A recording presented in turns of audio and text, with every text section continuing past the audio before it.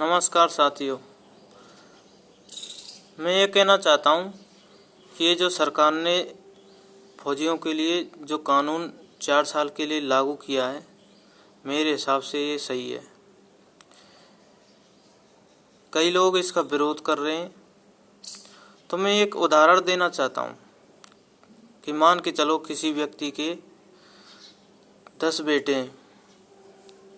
अब वो 10 बेटों से कुछ काम करवाता है। दूसरे दिन उनके लिए वो तरबूज लेके आता है।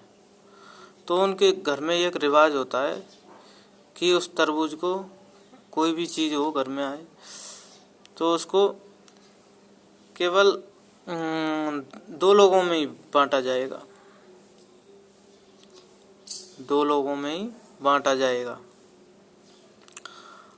बाकी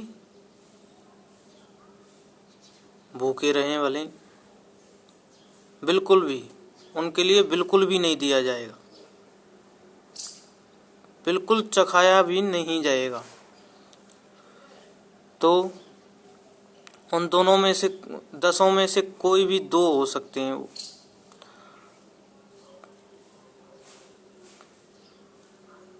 और दूसरा व्यक्ति ऐसे ही दूसरा व्यक्ति है, जैसे कि उसके भी 10 बेटे हैं और वो भी तरबूज लेके आता है और वो सभी के लिए बांट देता है। थोड़ा थोड़ा सभी के लिए बांट देता है, या आधा आधा, जितना जितना एक एक फाँक सबके लिए बांट देता है। और पहला वाला ये करता है कि केवल 2 के लिए ही भरपेट देता है।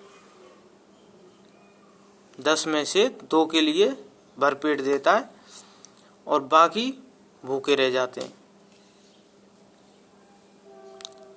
और जो दूसरा व्यक्ति है, उसके बेटे, उन्होंने एक एक फाँक खा लिया, उनकी तबीयत भर गई। झिके नहीं बल्कि उनकी तबीयत भर गई। तो ये सही है या फिर ये सही है? वो 8 जो बच्चे रह गए हैं भूखे, वो सही है या उन सभी बच्चों ने खा लिया वो सही है? मेरे हिसाब से तो ये सही है कि उन दो बच्चों के लिए ही ना देकर सभी बच्चों में बांटा जाए।